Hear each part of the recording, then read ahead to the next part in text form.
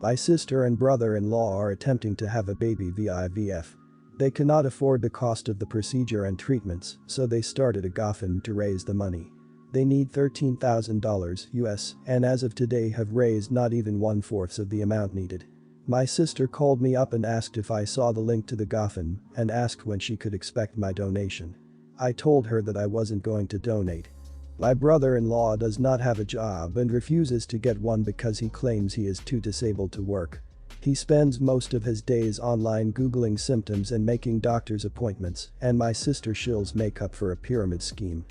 They live with brother-in-law's mom and are getting ready to be kicked out because according to my sister, she is constantly breathing down their necks. When the reality is that they borrowed money from our mother last month to cover their rent and car payments. They have burned a lot of bridges in our family and with several of their friends because they have taken advantage of so many people financially. I told my sister that they were not financially ready or stable to have a child and that people do not want to donate money to someone who is bringing a child into a situation like this. She has since vilified me to anyone who will listen and is calling me spoiled and entitled. In one of her social media posts, she said that family is supposed to support family no matter what. So I responded to her post and told her exactly why I wasn't supporting her. She has since deleted that post and is now trying to turn the family members who will still talk to her against me. My mom thinks that I should apologize to keep the peace, but agrees that they are both being irresponsible and immature. I refuse to apologize and it is now causing a huge rift between me, my mom, and my sister. My mom said I should have lied and said I didn't have the money to donate so that this wouldn't happen. Am I the idiot for telling my sister why I wouldn't donate to her GoFundMe? Not the idiot. Stand your ground. Don't yell or get petty about it. Just keep stating your case as you have been. Some people will get mad at you for it, but that's okay too. Not a fan of online begging, which is what GoFundMe is. There are some people out there that really need it, but lots of people who just beg because they want something and can't afford it. The only difference is that instead of having to wear old clothes and stand on a street corner, you can do it all from the comfort of your computer. Not the idiot. While it is heartbreaking that they are going through infertility, they also do not have the means to support a child. Your sister for all intents and purposes is unemployed and your brother-in-law refuses to find a job. They are about to be evicted from your mother's house and they still want to have a child. Your mother is wrong that you should have lied to your sister about why you didn't donate and really she needs to stop enabling her. In my opinion, you're allowed to tell your sister your honest opinion when she was the one calling you up about donating to her GoFundMe. What your mother should be doing is talking some sense into her other daughter. I have a feeling that if your mother told her some home truths, then your sister would have turned out a bit more reality-based. Not the idiot if you don't want to apologize because all that does is keep your sister in an unrealistic mentality. I recently lost 40 pounds in the past 4 months. I feel like I am under the healthy category for the first time in my life. A friend whom I haven't seen in over a year had to come to my city for a work-related thing. She asked me if she could stay with me and my husband. I readily agreed. In the past, every time she visited, she usually meets up with me but prefers to stay in the hotel as that was more comfortable for her. I asked her if everything was okay. She told me that she has been dieting for the past 1 year and that she wants to stay in a place where she will be able to cook and exercise and not a hotel. I excitedly told her that even I had started dieting and exercising. She finally arrived. She was a little shocked at how much weight I have lost. I welcomed her and we got to talking. She told me that she has only lost 5 pounds and it was surprising that I lost so much. I consoled her that everyone was different and she shouldn't be discouraged. She woke up early the next day to go running and to do some cardio. I, on the other hand, slept in. I generally do if and walk up to 30k steps a day. I do not do any exercises other than that. My friend however was way more active and I was really proud of her and in awe. However, at night she was kind of mad at me and asked me whether I was having a cheat day. I told her no. She asked me if walking was all I did. I told her yes. She asked me how long I have been doing this. I told her 4 months. She blew up at me. She started crying and shouting about how unfair it was that she couldn't lose any significant weight after doing so much for a year while I lost everything easily. I was kind of shocked, but I told her that she wasn't being fair to herself and that her stamina has improved and weight isn't the only indication of her exercise. But then she kept screaming and I told her not to yell at me at my home. I told her that she can either stop or she can leave. She left in the end. I didn't speak to her for a couple of days. But she posted a picture of herself. It looked like she started binging on lots of fast food and captioned it, "It doesn't matter what I eat, so I am not going to care anymore." I feel terrible that I have inadvertently stopped her and discouraged her, even though I didn't mean to. Am I the idiot here? Is there something I should have done differently? Not the idiot. I grew up with this toxic behavior, so I am biased. My mother would always complain about how she dieted and exercised and would lose 1 pound in a week or nothing, but others would lose 5 pounds. As I got older, I realized she wasn't honest with her diet and her exercise was low effort, but she was angry that other people had success like that and it didn't work for her. She even did the same to me, saying it wasn't fair that she could do what I did and not lose weight. Every metabolism is different. She totally changed her diet and drastically increased her exercise, and it took seeing you having lost weight to realize 5 pounds wasn't a reasonable amount to have lost. Either her diet isn't as tight as she made it seem, homemade food can be crap too or eaten in too large portions, or she has something physically wrong with her and should see a doctor. You don't exercise daily with a calorie deficit for a full year as a healthy adult and only lose 5 pounds. Not the idiot. I am fat and every time someone close to me loses weight I cheer them on, support them. Weight loss isn't a competition. Everyone has their own path to a healthy lifestyle, and your friend needs to learn to love herself and her own progress. Sometimes I think people want to have a fatter friend so they can always feel skinnier, for example, better than someone. That is messed up. I refuse to be a self-esteem boost for insecure people. My friends do not care about my weight or my appearance, and I think you might want to reevaluate this friendship. So, I've been with my boyfriend for 6 years now. We met when we were 15, and my boyfriend's mom made it clear from the start that she wasn't going to really get close to me as she knew we were going to break up. Obviously, we're still together. She was very cold to me for the majority of our relationship, even mentioning exes of my boyfriend that she liked better, or telling my boyfriend to break up with me so he didn't waste his youth on one girl. About 6 or so months ago, that changed. I think she's finally realizing that I don't plan on going anywhere, so she's started to be nicer to me. She still has her mean moments, but overall she's been very pleasant, even inviting me to lunch with her occasionally. This past Christmas, she got me a video game that I had been wanting for a while, where normally she gets me like a $10 gift card to Starbucks or Target. Not that I wasn't grateful before, but I could tell she was putting in some real effort this time. Last night, we were at her house, and as we were leaving she gave me a hug and told me she loved me for the first time ever. I hugged her back and thanked her for having us, but did not tell her I loved her. It's not that I don't like her, but I don't love her because she's treated me poorly for years and I'm not ready to accept that she is being kind to me. Well, she texted my boyfriend a little after we got home and told him that she was hurt that I didn't tell her I loved her. He said that I probably just didn't hear her or that it didn't register in my brain because she had never said that to me before. She asked him if he would tell me that she would appreciate it if I said it back to her next time. He told her that he wasn't going to force me to say anything and that if there came a time that I really did love her that I would say it. Honestly, I believe if she continues to act the way she has been recently, I could love her one day. But right now, I don't. And I'm not going to lie and say I do. So, am I the idiot for not telling her I love her and refusing to do so until I do? Not the idiot, I'm going to say something from a different angle. Your mom's BF as her mother wants the best for him based on her life experience. Most traditional mothers do this because they don't know any better.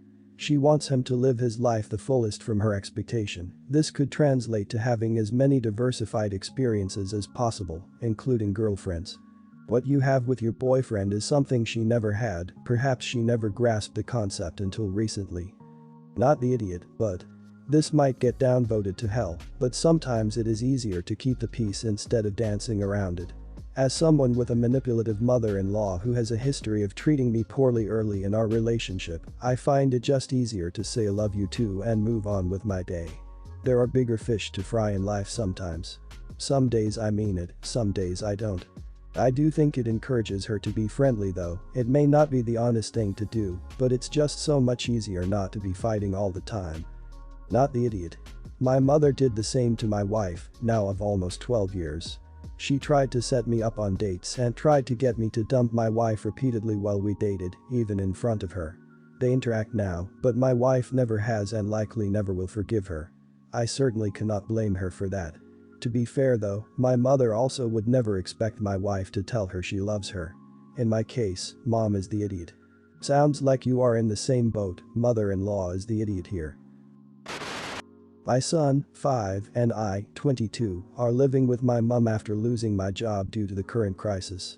I have a full-time job lined up, but my contract doesn't start until March, so until then I've found some part-time work. The plan is to move out in May. Mum is fine with this. Currently, I am giving mum £100 a month to cover everything for me and my son. I also offered to handle all the cooking, which she accepted, but she has no problem cooking for herself, or for all of us, if I have something else to do, as I'm also a student, so she cooks when I have deadlines. Other than that, we operate fairly separately from each other. We moved in October, and mum's boyfriend, Brian, moved in at the start of this month. I've probably made about 20 meals in this time. Brian has a complaint for everything I cook.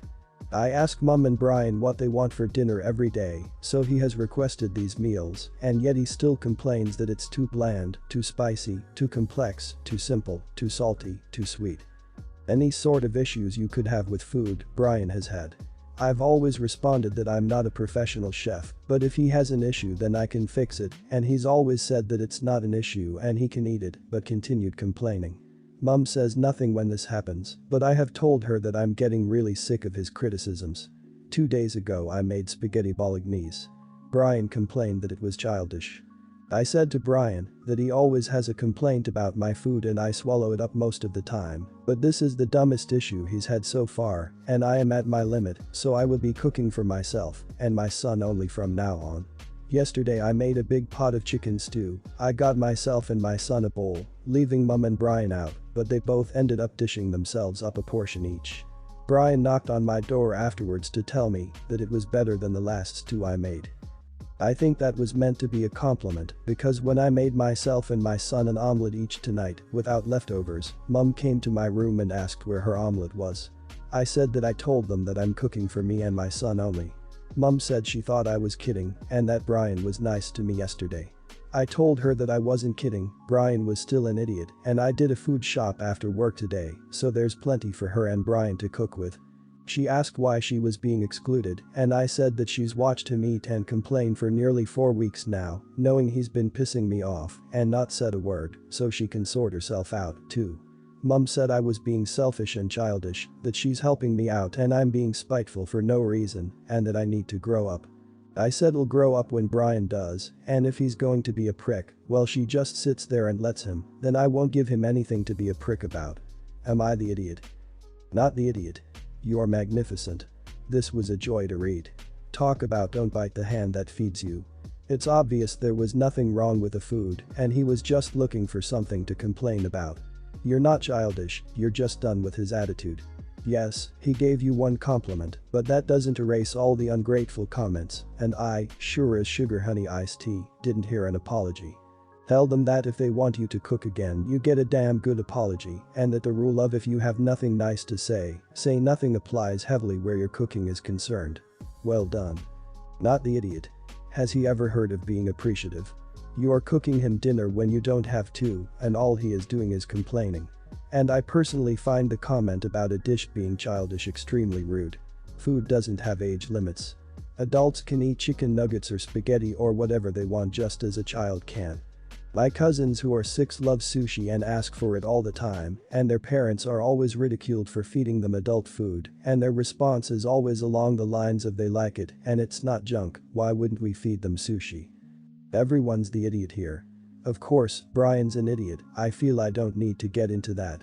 And you're right about your mum being an idiot for not asking him to knock it off when it became clear that just you speaking wasn't working. But here's where you're an idiot. You're living for all intents and purposes rent-free with your mother for months, with a small child no less, and you never spoke to your mother before you decided this punishment for her. She's saving you thousands and you couldn't talk to her like an adult. Recap. My 16 parents are divorced. It's been 7 years since, and my mom has raised me and my sister, 18, as a single parent. Over time our relationship with our mom has gotten shaky, not because she's a bad parent, but for little things like starting lectures mid-convo about something irrelevant or yelling at us for joking around. As a result, we started to distance ourselves, because if you're cold with a bomb it won't set off right. No, it didn't work. Now. Everything finally boiled over yesterday and we had a major argument. At first, it was going well as I admitted that being cold to her was an idiot move and agreed to change because I don't want our house to be a ticking time bomb. I had one request for her, and that was for her to try not yell or raise her voice when unnecessary. That's when everything went downhill. She said she wouldn't stop yelling when she was angry and was adamant that because she is a single parent without help, she is justified in yelling whenever she wants. I clarified that she can still raise her voice when necessary, but to try to talk to us when she can, so we can solve problems, not just yell. She argued that she won't change who she is for us, and that she will keep yelling if she gets pissed. I got confused and told her that yelling wasn't a personality trait, but a lack of control over her emotions. She then says that she is very emotionally distraught over her divorce and both her parents dying, and that it was reasonable that she couldn't control her emotions. I tried to understand those emotions, but I still said that just because she was going through a lot, it doesn't justify her taking her anger on her 2 kids who just wanted to help. She said she won't apologize for the past and that anyone in her position would have done the same and she won't change now. She also said, if I didn't like it here I should move out, and that me and my sister forced her to keep a house she never wanted in the first place. This was a constant back and forth of me trying to get her to change so we can yell less and talk more, and her saying she is a single parent and that she went through a lot. I said I'm done and that she isn't a bad parent and I still love her and that we'll stop being cold to her. However, don't expect our relationship to be good when you won't change as well. This whole conversation was over text because we literally can't convey our feelings without her screaming. So are me and my sister are idiots for this. Please help. Not the idiot. No parent should be yelling at their child for every little thing. If you feel uncomfortable to the point that you need to have these conversations over text to keep it from getting worse, then there is a huge problem. I've been in a similar situation to this. My stepdad would not accept he was in the wrong no matter what he did or said to us. It was impossible to get through to him. In order to get away from it, I had to move in with my biological dad. Not the idiot, it's just too bad you're trying to have an adult conversation with someone acting like a child, and it's especially bad that you are technically the child. In my experience this doesn't improve, you just learn to work around it as best you can. I hope your mother has her own therapist, that's the person she should be unloading all her angst on. And I hope you have a good relationship with your sibling, or peers. I grew up in a screaming, hysterical household. There is a much quieter world waiting for you. Not the idiot. Parents need to understand that, if they can't deal with their own trauma in healthy ways, it becomes their children's trauma as well. It can't be used as an excuse to treat other people poorly. If she needs support, which it really seems like she does, pushing her kids away by yelling at them constantly is only going to make her more isolated and make things worse. I empathize. My mom was like this constantly before she started going to therapy.